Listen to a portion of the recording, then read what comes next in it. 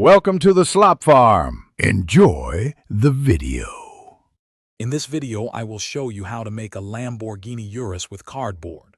First, gather your essential materials, including various thicknesses of cardboard, strong adhesive, and a sharp utility knife. Next, locate accurate blueprints or templates of the Lamborghini Urus online to guide your build. Prepare a clean, spacious work area to ensure precise cuts and comfortable assembly. This initial setup is crucial for a smooth and successful project. Now, let's move on to cutting and shaping.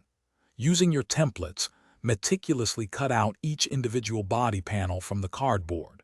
Employ a metal ruler and a cutting mat to achieve perfectly straight and clean edges. For the Urus's distinctive angles and curves, carefully score the cardboard before folding to ensure crisp, professional-looking bends. Patience here will pay off in the final appearance. With your panels cut, it's time for assembly and detailing. Begin by securely gluing the main chassis components together, followed by the exterior body panels. Pay close attention to alignment for a symmetrical build.